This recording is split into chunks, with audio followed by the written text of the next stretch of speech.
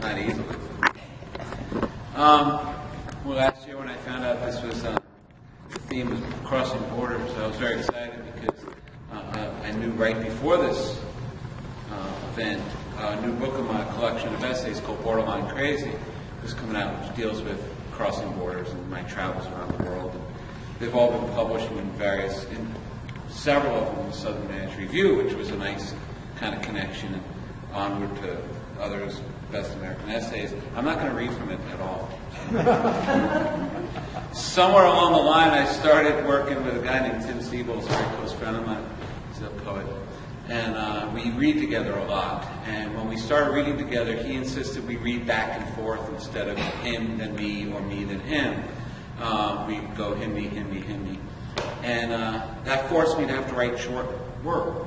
Because you can't do Tim, he's a great poet. He was just National Book Award finalist recently. And he can't read a poem, then I do like a 25-minute essay, and then. So I started doing one-page things, and I'm kind of addicted to it now, which is, I call it flash nonfiction, but Rick's absolutely right. There's really no difference between the Sparrow piece and anything I'm doing. So, but I'm glad to read these, because these are the last time I'm reading these. They've all been sent out, accepted somewhere, and I'm moving on to other stuff. And as most of you know who write, by the time it's published, you're just like sick of ever hearing it, reading it, thinking about it. So, but this one's the more recent one. It's called Flipflops. I went to M&M Hardware in Hartfield and bought a sickle, a huge rake-like looking piece of steel, only instead of a rake at the end, there's a double-edged, sharp, wavy blade made to rip through branches, thick weeds, and other bone-like growth. $18. The front of my property is wooded, and on a few acres toward the river, I spent some time clearing out brush and unwanted vines. We piled it up to haul away, but before that could happen, other more tenacious weeds, small trees really, took over the area. Some I pulled out, some I mowed, but I couldn't grasp and pull out the tougher ones, so the sickle. One warm morning, while alone, I put on shorts and flip-flops, grabbed the sickle and walked the 600 or so feet through the woods to swing away at a small grove. None would rip out easily, so I aimed for the fences, came down from my right with major league force, and tore through vines like an axe through balsa wood. One after another, I swung full force, muscles taut, so that sweat came fast, and I made progress. I stepped to swing for another and put my full strength into my shoulders and arms to get through what looked like a thick, knotty growth at the bottom of a stump. I had no idea it wasn't attached anymore. The blade passed through as if the weed were nothing more than a figment of my imagination, and with all my energy plus a good deal of inertia, the metal ripped into my left ankle. So listen, I like flip-flops. Been wearing them since I'm a kid. I grew up on the beaches from Long Island to Virginia, and I actually had one pair for 10 years, sometimes rigged with a thick paper clip to hold them together. My feet from April to October have a thick white stripe across the tops, seen only while my flip-flops are off. I teach in them. I walk in them. I even mow the lawn and chop wood in them. Despite what many have said, they are not the cause of my foot slipping and the blade Tarantinoing my ankle. Blood exploded like water in a hose that's been held back by bending and then released. My ankle, foot, and flops looked as if dipped in bright red paint. I hobbled the 600 feet to the back of the house to wash off the wound, bandaged it, then went out to cut more wood. My ankle didn't hurt too badly. It looked fine, and to be honest, I had shit to do. That night, I iced it, kept it clean. It was fine, really. A week later, my leg was pitting. Excess fluid, I figured, which of course I assumed was blood pouring out of my veins and into my calf. Prior to the whacking, I'd been working out up to 8 miles a day, prepping for the rock and roll half. And so one evening when I was feeling a bit more hyper than usual and the swelling moved to both legs, a feat I could not comprehend from one ankle, but I don't have a medical degree, I stopped at Kroger and spotted a blood pressure machine. This can't be right, I thought, when the first reading came up 270 over 190. I did it 2 more times, and both readings came pretty close to the same. At the checkout, I let them know the machine was broken. We all laughed at my numbers. Even the bagger laughed and put the laundry detergent on top of the bread. It was that funny. The next day, worried about my ankle, I washed off my flip-flops and went to the doctor. He took my blood pressure again. He asked why I was stupid enough to wear flip-flops while doing yard work. I pointed out that I whacked myself above where any shoe would have come anyway. He asked if I were doing cocaine, heroin, or any other substance. Asked if I had shortness of breath, dizziness, if I had thrown up, fell down, or otherwise felt corpse-like. He took my blood pressure again, then sent me to the emergency room. Average BP, 260 over 175.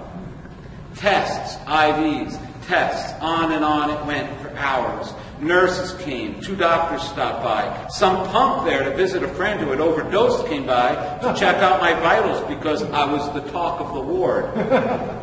The nurses upped the meds. Finally, the doctor said, based upon my vessels and various tests, my blood pressure had apparently been that high for probably years. And that if it wasn't for the fact I'm totally healthy otherwise, with excellent results from blood and other tests, I would have had a major stroke. What did it, I asked? Genetics, high-stress situation for too long, a combination, they said. They brought it down to 190 over 95 and sent me home with meds to bring it to normal. They told me to keep exercising and that because of my medicines I could do the marathon, but be clear, I would be very weak for quite a while to adjust to a life where I'm not pumped up on triple doses of double shots coursing through my veins. A few weeks later, at a follow-up when my pressure was 110 over 70 and I hadn't verbally tore through anyone's neck veins in quite some time, after Brooklyn became once again my birthplace and not my attitude, the doctor told me in complete agreement with the cardiologist and another doctor, had I not gone in, I'd have most likely had a major stroke trying to do the half and would be dead. I asked them why did I have one while doing the 8 miles a day prior to the great sickle incident. And he was quite professional about it. I have no idea, he said. You really should have. Good thing you whacked your ankle, he told me. And I thought about how often that happens. Good thing I went back for the keys. Good thing I stopped for coffee. Good thing you kept me on the phone. I'd have been at that intersection just at that moment. Good thing I watched Monday Night Football on the 10th and overslept. Damn, I work on the 85th floor. I'd have been right there. Good thing Larry Silverstein, owner of the lease of the World Trade Centers, has a wife who made him go to the dermatologist that morning. Good thing Chef Lomonaco of Windows on the World broke his glasses and had to stop at Lens Crafters on the way to work. Good thing Lara Clark stopped to talk to her good friend, actress Gwyneth Paltrow, and a chance running down in the village, making her late for her job on the 77th floor.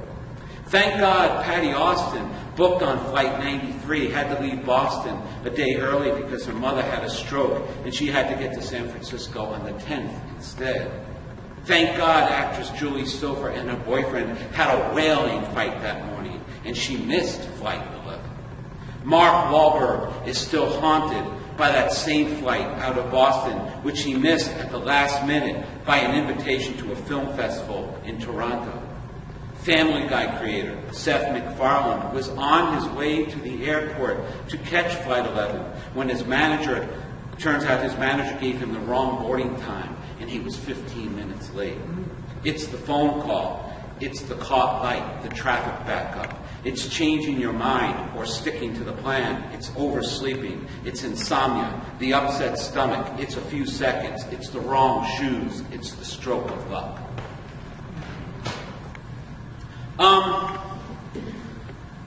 A friend of mine and I were at Other Words Conference in Florida and started a bizarre conversation about what you call birds. And that's what this comes out of. It's called A Murder of Crows. It's called A Murder of Crows, by the way. Albatross travel in rookeries, alligators in congregations like the congregations of faithful old women at the church picnic with alligator purses. It would be a dazzle of zebras and a wisdom of wombats. A descent of woodpeckers might peck at a cloud of worms if a plump of wildfowl doesn't find them first. Listen, a pack of wolves remain a pack if they remain still, but once they move, it's a rout. A pod of whales, when swimming with a pod of walruses, becomes a gam, but will never swim with a hover of trout. It's true. A smack of jellyfish, a charm of hummingbirds, and a string of ponies will never, ever meet. Goats are a tribe, giraffes, predictably, a tower, and frogs an army. But most people still call everything that flies a flock, that swims a school, and that runs on four legs a herd, and that crawls through dirt gross. It's a glint of goldfish and a band of gorillas and a leash of greyhounds, which, because of no leash laws in the county where I live, often escape the rotten fence surrounding my neighbor's yard. Deer move in herds unless they're bucks, then it's a brace, like ducks are when on the ground, as opposed to the flock in the sky or a raft in the water. Eagles have a convocation, the elk join gangs, falcons have a caste system, emus show up in mobs. A caught fish is a catch, but missed the big one and it remains in a draft, though more commonly a school, which really should be shoal, a word corrupted in the current of time. Predictably, it's a bloat of hippos, a cackle of hyenas, a party of jays, and a troop of kangaroos. The mice in my son's closet are a mischief. The moles labor beneath a scourge of mosquitoes. Parrots are good company, and porcupines prickle, really a prickle of porcupines. Raccoons gaze and a gaze, but it's an unkindness of ravens, which I suppose are a bit standoffish. Salamanders travel in a congress, which makes sense for the basic sliminess. But sharks, partly because they scare the crap out of us, move not in a school, but a shiver. Vultures have a venue, and while kittens are a kindle, wildcats are a destruction. Go figure. People, well, people travel alone, or as a couple, a duo if performing. Add a bass player and it's a trio, one more makes a quartet, or a foursome on the greens, the Beatles if the Ed Sullivan Show. We move in gangs, we travel in groups, unless we're after someone, then it's a posse. We gather as an assembly, we make up one body. We are together, the population. We are as a whole society. We are as history, a civilization. We started as two, tradition tells us, in a garden of wildlife, including a doe of doves, but only one serpent. Scientists estimate there are 10 million species of organisms on Earth, and they all have names. Today, for lunch, my son and I had oysters and clams raised in beds in a river. It was just the two of us, a couple of guys, until later when we joined a group of friends to move into a crowd of others, which could have turned into a mob. Tonight, I'll sit in peace on the porch and gaze at a galaxy of stars, and all at once feel completely alone, yet somehow connected to each and every single ganglia.